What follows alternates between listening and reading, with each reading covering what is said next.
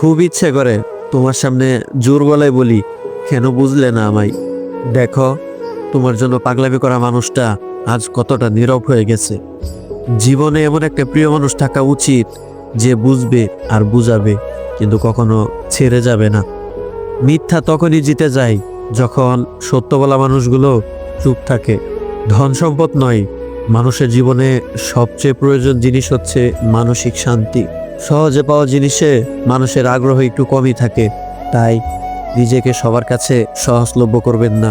কঠিন এক পৃথিবী, মিথ্যা বললে সবাই তাড়াতাড়ি বিশ্বাস করে, আর সত্য কথা বললে সবাই বলে প্রমাণ দাও। ছুরির আঘাতে মৃত্যু হয় একবার, কিন্তু কথার আঘাতে মৃত্যু শতবার। যে ব্যক্তি কখনো কাউকে ঠকায়নি, সেই ব্যক্তি সবার আগে ঠকে। যে ভুল করে সে ক্ষমা পাওয়ার যোগ্য, আর যে চালাকি করে সে নয়।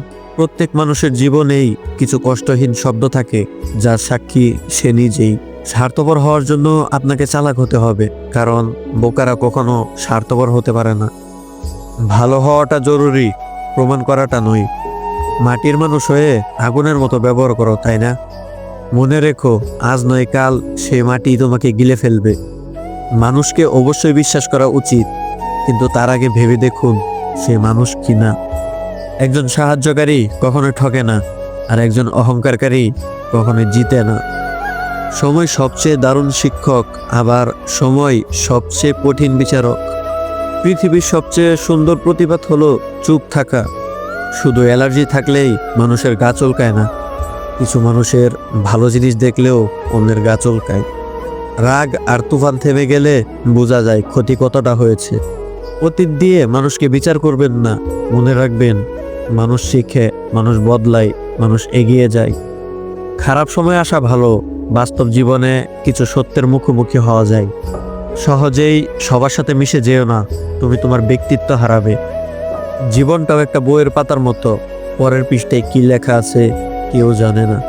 যদি কারো সাথে বন্ধুত্ব নষ্ট হয়ে যায়, তবে তার গোপন কথাগুলো গোপন রেখো, এটা একটা আমানত।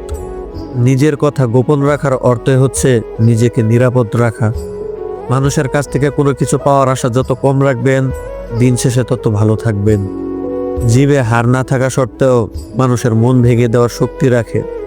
পরিস্থিতি তো অজুহাত মাত্র, ইচ্ছে থাকলে স্রোতের বিপরীতে যেয়েও সাঁতার কাটা যায়। নিজের পায়ে যতক্ষণ শক্তি আছে দৌড়াবেন, শক্তি কমে গেলে হাঁটবেন, তবুও অন্যের পা ধরে চলার চিন্তাও করবেন না। অহংকার করি না, কারণ আমি মাটির তৈরি মানুষ। সময় হলে আবার মাটিতেই মিশে যাব।